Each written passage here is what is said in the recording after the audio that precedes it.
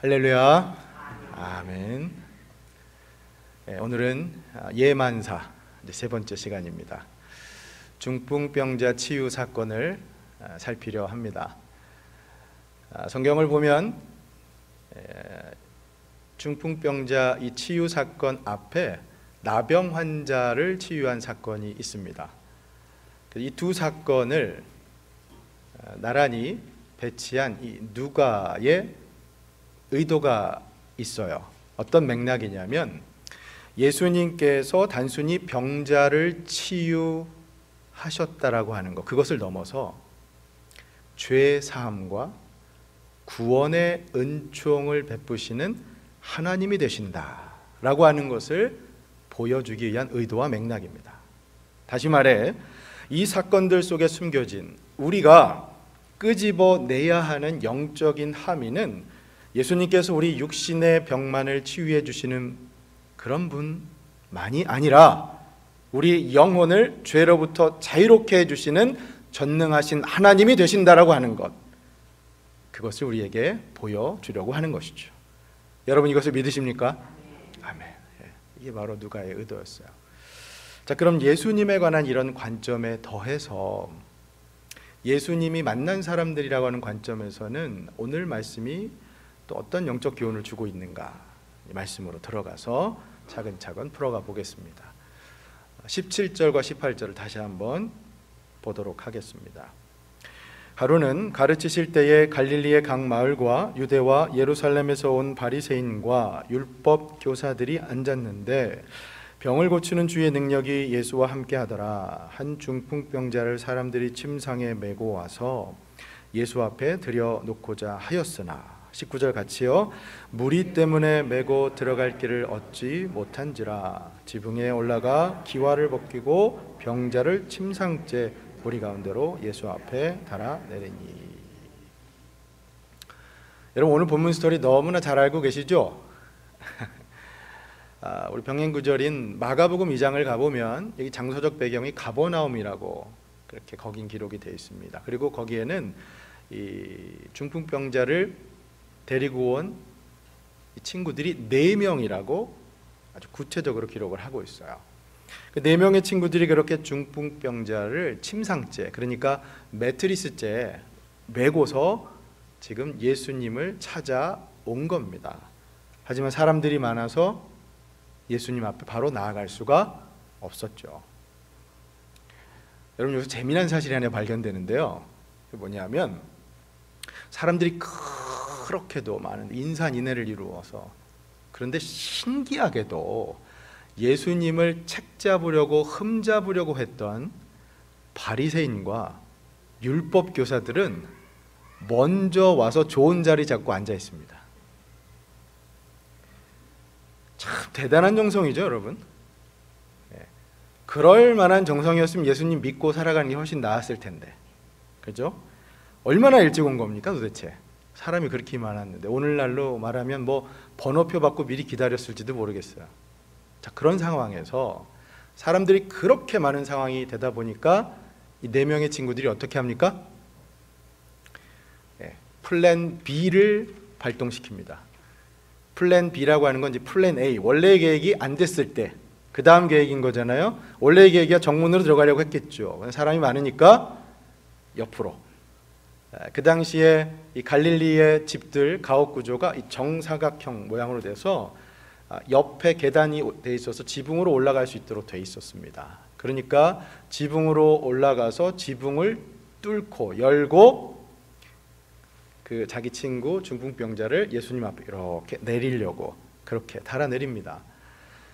당시 지붕은 그 나뭇가지와 말린 진흙으로 이렇게 엮어서 만든 구조였기 때문에 아주 손쉽게 뜯어낼 수 있는 구조였습니다. 어렵지 않았어요.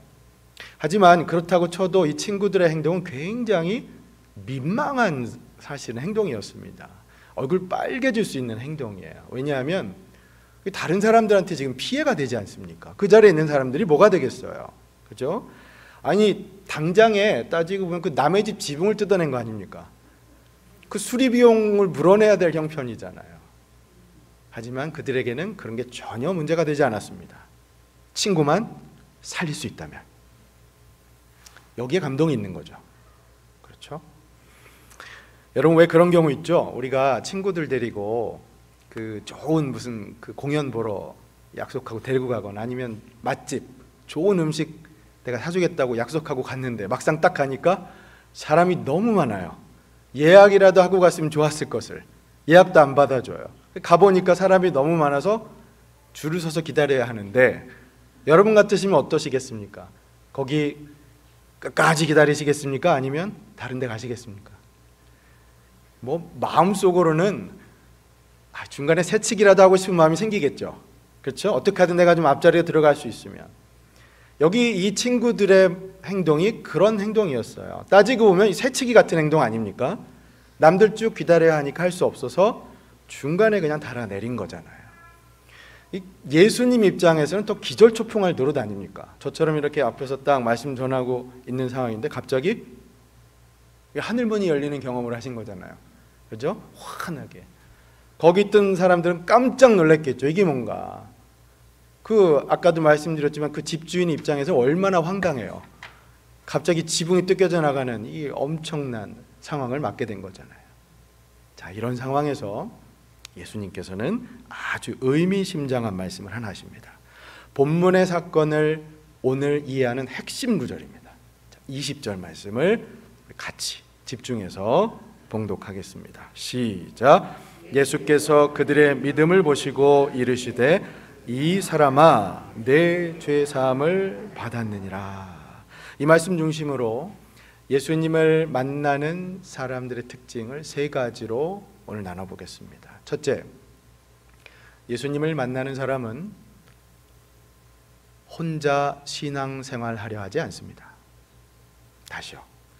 예수님을 만나는 사람은 이전보다 더욱더 예수님 만난 이후에는 혼자 신앙생활 하려 하지 않습니다. 도스토예프스키라는 분이 이런 말을 했다고 하죠. 기적은 믿음을 이끌어내지 못하지만 믿음은 기적을 이끌어낸다.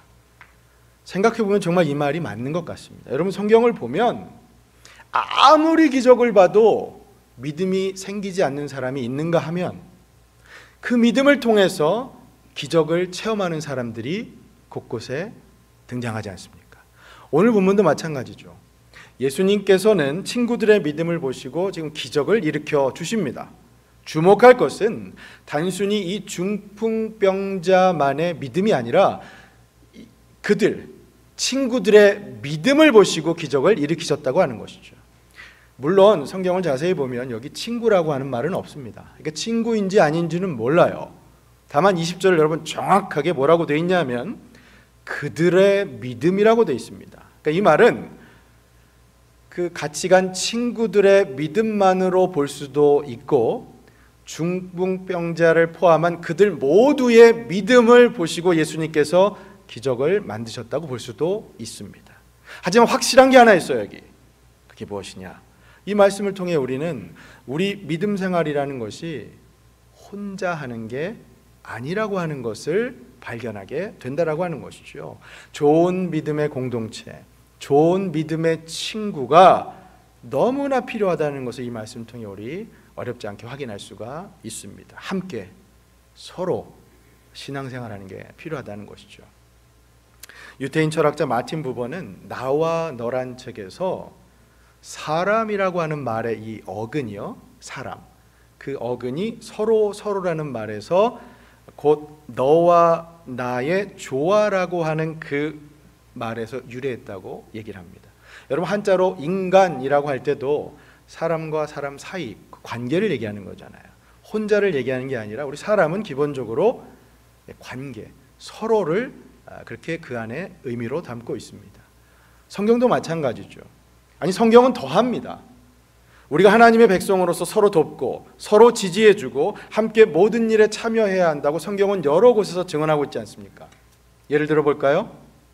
성도를 위하여 기도하라. 서로 기도하라. 에베소서 6장 18절의 말씀입니다. 그런가 하면 서로 돌아보아 사랑과 선행을 격려하며, 히브리서 10장 24절의 말씀입니다. 그런가 하면 서로 화답하며 찬송하라. 에베소서 5장 18절의 말씀입니다. 19절입니다. 그런가 하면 또 오직 사랑으로 서로 종노릇하라 라고 하는 말씀, 갈라디아서 5장 13절 말씀입니다. 서로 사랑하라, 요한일서 3장 11절 말씀입니다. 서로라는 말이 참 많이 나오죠. 그럼 성경이 이렇습니다. 자, 우리 구약의 시편 133편 1절 말씀을 같이 한번 봉독할까요? 시작. 보라, 형제가 연합하여 동거함이 어찌 그리 선하고 아름다운고. 아멘. 성경은 이렇게 함께 서로 하는 것을 늘 강조합니다. 사실 예전에 비해 우리 요즘 시대에는 함께 무언가를 한다는 의미가 점점 좀 힘들어가는, 퇴색해지는 시대이죠. 왜냐하면 우리 이 팬데믹 시대를 살면서 누군가와 떨어져서 혼자 뭘 해야 되는 그런 게 더 심해지지 않았습니까? 이 소셜 디스턴싱이라고 하는 거, 사회적 거리두기, 기본적으로 내가 다른 사람과 가까이 갈 수가 없는 겁니다. 물론 꼭 팬데믹 시대이기 때문에 이런 현대사회의 그 혼자 하는 경향이 있었다라고 할 수는 없죠. 그 이전부터도 현대사회는 혼자 뭔가를 많이 하는 이 사회 현상이 뚜렷한 사회였습니다. 우리 어르신들은 잘, 혹시라도 모르실 수도 있는 청년들은 잘 아는 말이지만, 혼족이라는 말 여러분 들어보셨습니까? 이 현대사회의 대표적인 사회 현상이에요. 역시 모르실 것 같네. 표정이. 혼족이라고 하는 것은 혼자 모든 걸 다 하는 족속이라는 거예요. 혼족, 신조어입니다. 그래서 혼족들이 하는 행위는 다 앞에 혼자가 붙습니다.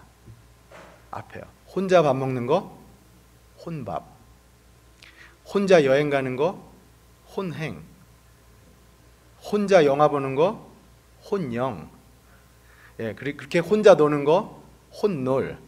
그렇게 혼 라이프가 요즘 세대의 사회 현상이에요. 여러분 실제로 요즘에 보면 혼자 사는 사람이 많아요. 1인 가구. 실제로 학문 분야에서도, 경제학 분야에서도 1인 가구의 이 경제 규모가 워낙 커지다 보니까 전체 우리 이 사회에서요, 1인 가구의 경제 규모가 얼마나 큰가, 그거를 연구하는 붐이 일어나고 있어요. 그 원커너미라고도 하고요, 그다음에 솔로 이코노미라고도 하고요. 이렇듯 이 혼족 문화가 전 사회에 영향을 미치는 우리 현대 사회의 아주 전형적인 문화 현상입니다. 하지만 아직 교회 안에서는 이 혼예배, 혼찬양, 혼기도 이런 말은 없죠. 그렇습니다, 여러분. 혼자보다는 함께하는 신앙생활을 성경은 강조합니다. 여기 이 맥락에서, 그 맥락에서 오늘 말씀도 여러분 이해되어질 수 있어요. 왜냐하면 이 안에 중풍병자를 예수님께로 인도해 온, 아니 함께 예수님께로 인도해 온 그 친구들의 믿음이 강조되고 있기 때문입니다. 여러분, 예수님 만난 사람은 더욱더, 이전보다 더욱더 혼자 신앙생활 하려 하지 않습니다. 돌아보면 우리 중에 혼자 그렇게 예수님 믿기로 작정했던 분 거의 없으실 거예요. 여러분들 다 처음에 누군가의 인도로 예수님께 나오시지 않았습니까? 야, 교회 가면 좋아, 친구도 만나고 뭐 맛있는 것도 주고 가보자. 심지어 모태신앙이라고 하시는 분들도 결국에는 부모님의 인도로 나오게 된 거 아닙니까? 그렇죠? 물론 정말 드물지만 스스로 나오신 분들도 있어요. 하지만 그런 분들조차도 예수님을 믿었던 그 믿음이라고 하는 걸 따지고 보면 그 믿음이 결국 누가 주신 믿음입니까? 하나님께서 주신 믿음이잖아요. 그렇죠? 하나님께서 은혜의 선물로 주신 것이죠. 우리 에베소서 2장 8절 말씀, 잘 아는 말씀이지만 우리 스크린에 한번 띄워서 같이 한번 읽어볼까요? 에베소서 2장 8절 시작. 너희는 그 은혜에 의하여 믿음으로 말미암아 구원을 받았으니 이것은 너희에게서 난 것이 아니요 하나님의 선물이라. 아멘. 아까 우리 성가대도 찬양했지만 모든 게 주의 은혜 아닙니까? 믿음도 주님께서 은혜의 선물로 주신 것인 줄로 믿습니다. 하나님께서 은혜의 선물로 주신 이 믿음이요, 저는 그것을 우리 각자 개인의 믿음이라고 하는 믿음의 이 한 단면으로만 보지 말고 신앙을 함께 이뤄가는 커다란 그림으로요, 빅 픽처로 그 믿음을 보았으면 좋겠습니다. 다시 말해 예수 믿는 사람은 여러분 혼자 신앙생활을 하지 않습니다. 물론 함께 믿음 생활하는 거 쉽지 않죠. 늘상 기쁜 일만 있는 거 아닙니다. 마음은 원치 않지만, 그렇죠? 내가 누군가와 의견이 달라서 갈등이 생겨 다툴 수도 있고요. 정말 그렇게 되길 원치 않지만 사촌이 땅을 사면 배가 아픈 경우도 경험하게 됩니다. 우리 형제자매들 가운데, 성도님들 가운데 만일 어떤 분이 비즈니스가 잘 안 되면 함께 슬픔을 나눌 수 있지만, 반대로 비즈니스가 너무 잘 돼서 대박 나면 오히려 이 안에서는 시샘이 나죠. 그게 우리 아닙니까, 여러분? 그렇죠?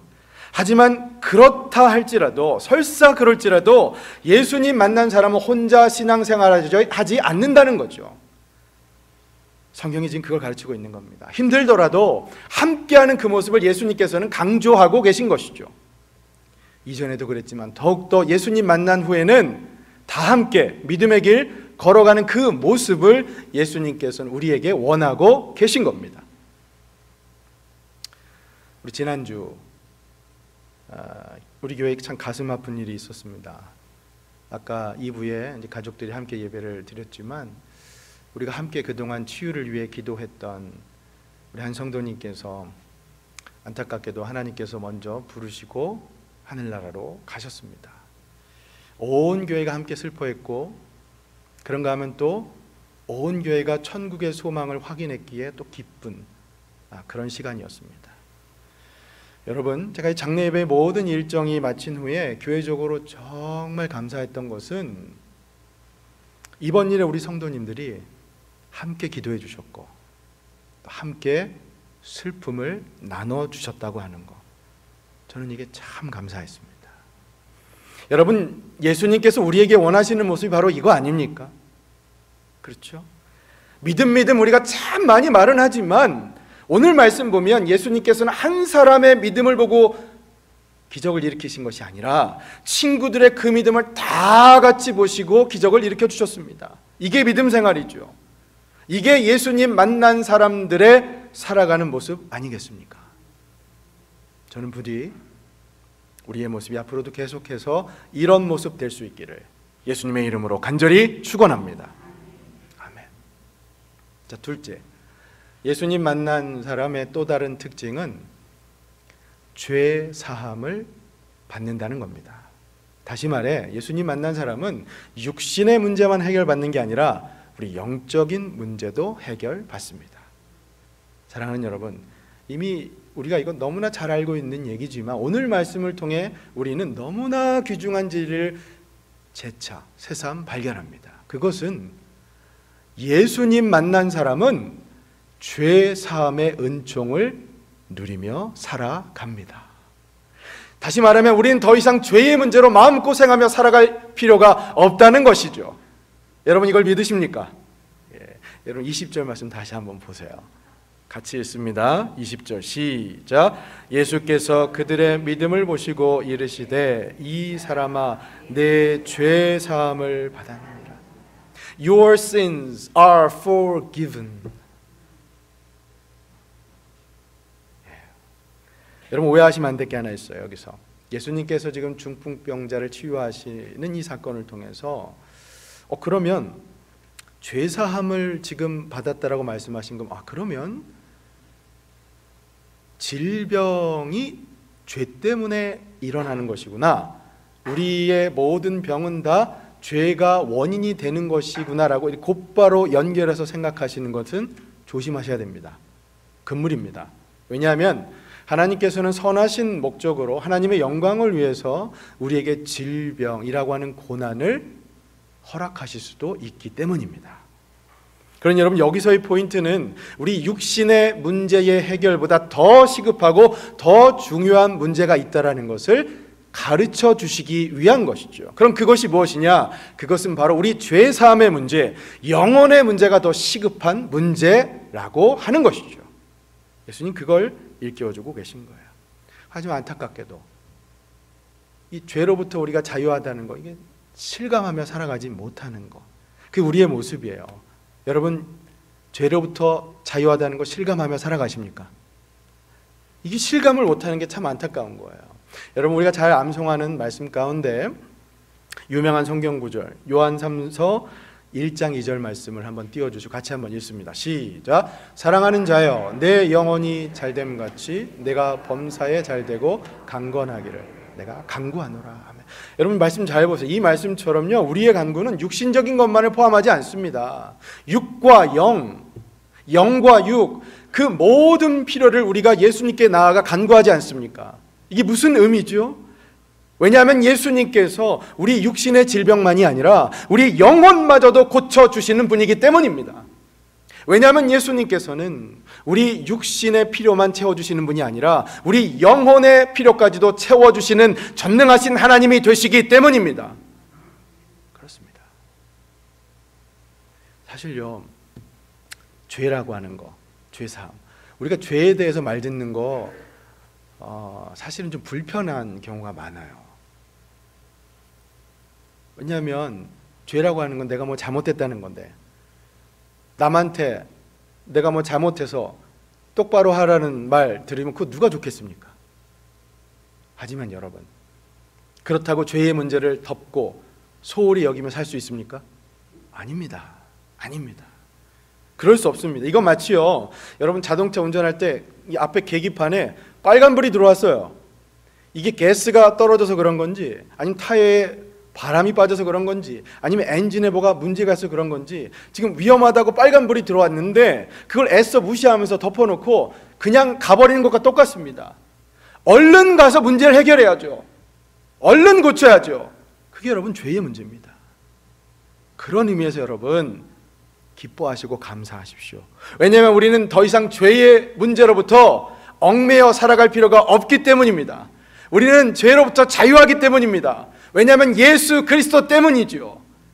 오늘 말씀이 그걸 강조하고 있는 것뿐만 아니라 성경 전체에서 그걸 우리에게 일깨워주고 있지 않습니까? 자, 로마서 8장 1절 2절 말씀을 한번 띄워주시죠. 같이 한번 읽습니다. 시작.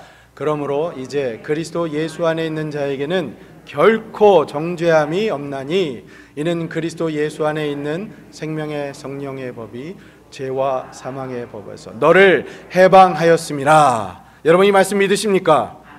예. 자, 그런가 하면 갈라디아서 5장 1절 말씀도 같이 한번 읽습니다. 시작. 그리스도께서 우리를 자유롭게 하려고 자유를 주셨으니 그러므로 굳건하게 서서 다시는 종의 멍에 죄의 멍에를 매지 말라. 자, 그런가 하면 골로새서 1장 13절 14절 말씀. 시작. 그가 우리를 흑암의 권세에서 건져내사 그의 사랑의 아들의 나라로 옮기셨으니 그 아들 안에서 우리가 속량 곧 죄 사함을 얻었도다. 아멘. 성경은 우리에게 죄 사함을 말씀합니다. 여러분, 이걸 실감하며 사십니까? 여러분, 우리가 왜 실감이 나지 않을 때 하는 그 말과 행동이 하나 있어요. 실감 나지 않을 때, 이게 꿈이야 생시야 그러면서 어떻게 합니까? 이게 꿈이야 생시하면서 뭘 하죠? 꼬집잖아요. 그렇죠? 여러분, 여러분들께서 죄사함 받으신 거 실감하십니까? 혹시 실감나지 않으시는 분들, 제가 옆에 있는 분 꼬집으라는 말씀 아니고요, 방금 전 읽은 이 말씀들이 성령의 권능으로 여러분 심령 중심 가운데 그런 꼬집힘, 찔림을 주시기를 예수 그리스도의 이름으로 간절히 축원합니다. 네. 여러분, 우리는 죄사함 받고 살아가는 사람들입니다. 자유한 자들이에요. 자, 그렇다면 오늘 본문으로 돌아와서요, 누가복음 5장 20절 말씀을 다시 찬찬히 보십시오. 예수님께서 병을 치유하시기 전에 먼저 죄 사해졌다고 하는 걸 말씀하십니다. 특이하게도 지금 병 고침이 필요한 사람에게 먼저 죄 사함을 선포하십니다. 여러분, 지금 이 중풍병자 입장에서 지금 얼마나 이 속 타고 애타는 지금 상황입니까? 왜요? 보이지 않는 죄가 사함받고 안 받고는 둘째 문제고, 내가 지금 보이는 이 내 병 먼저 좀 고쳐주시면 안 되겠는가라는 생각이 간절했을 거 아닙니까? 생각해 보세요. 얼마나 힘들겠어요.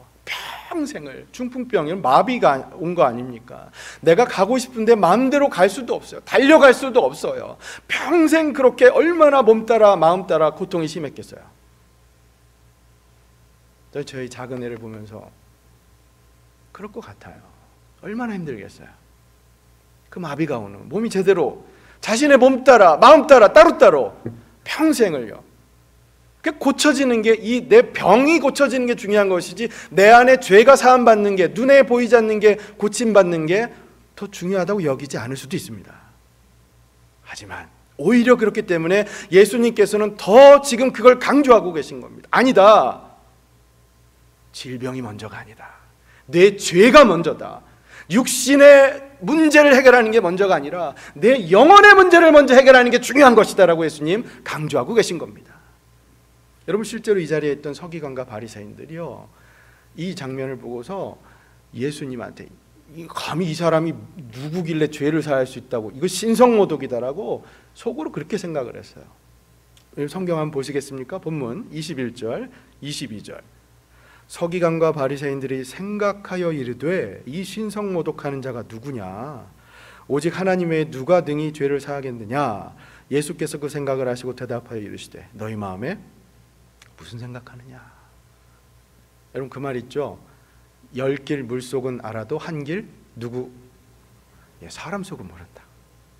근데 예수님 그 사람 속을 아십니다. 여기 말씀 보세요. 그들의 생각을 정확하게 하시고서 자, 뭐라고 말씀하시느냐? 23절 24절 같이 읽겠습니다. 시작.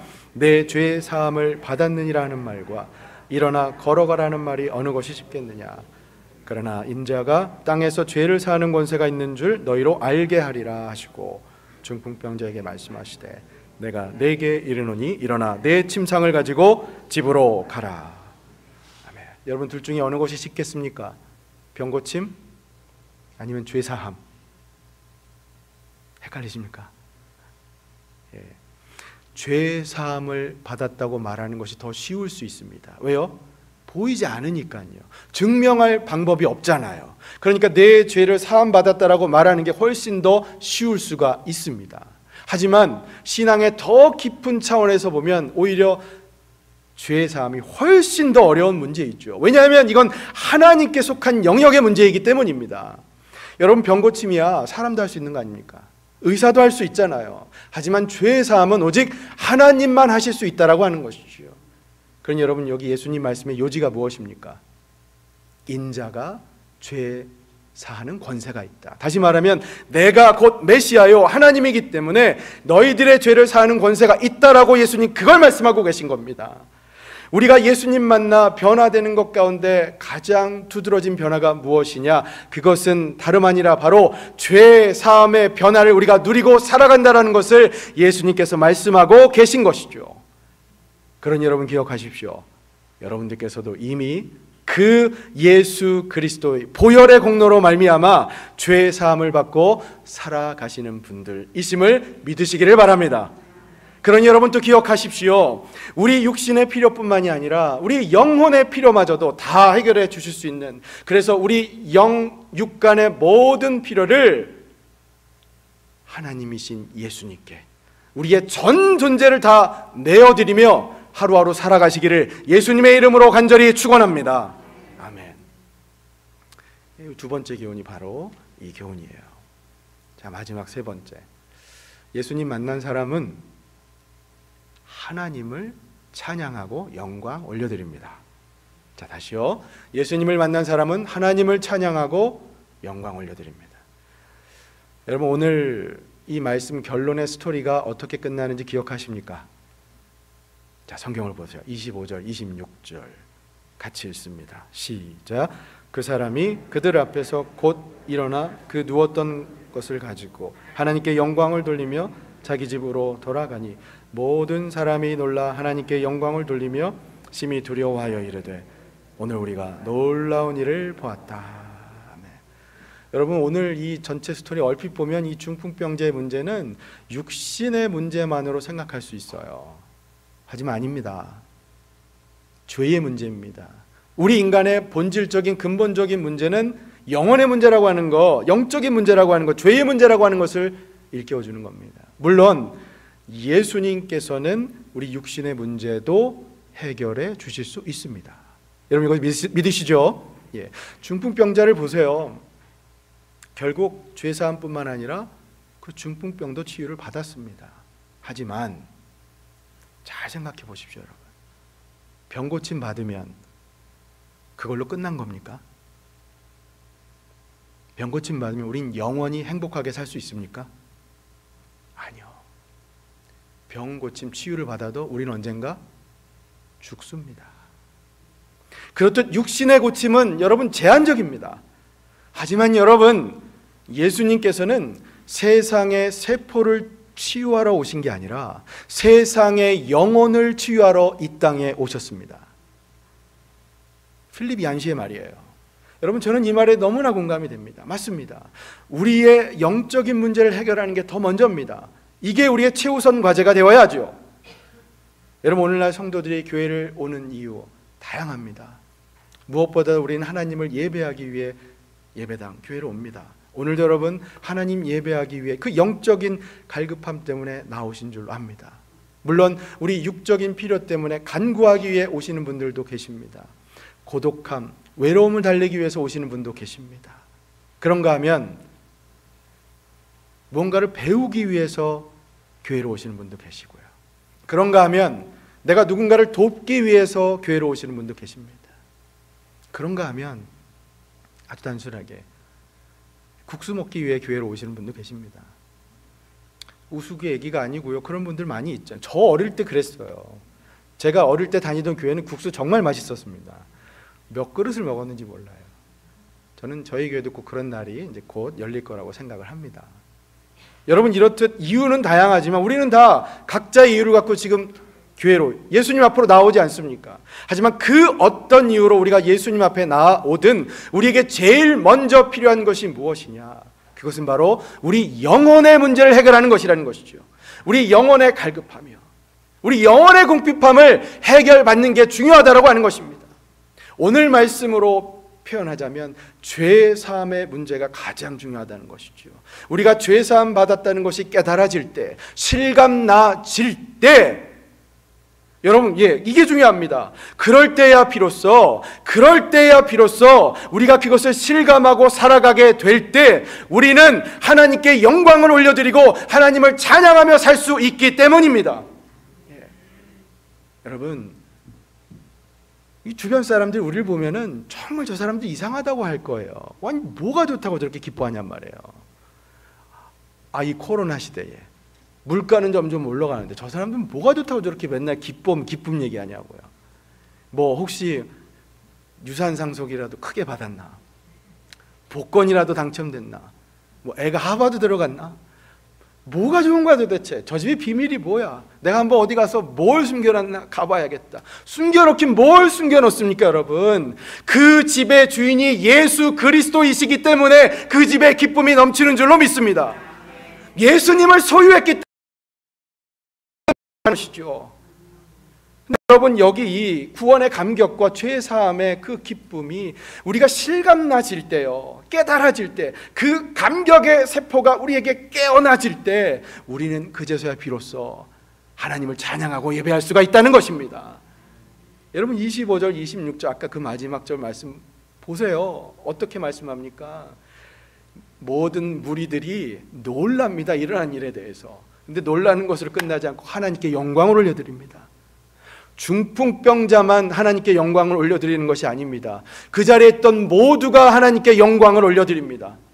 여러분, 바로 이 말씀이 궁극적으로 오늘 우리에게 최종적으로 주는 메시지 바로 이겁니다.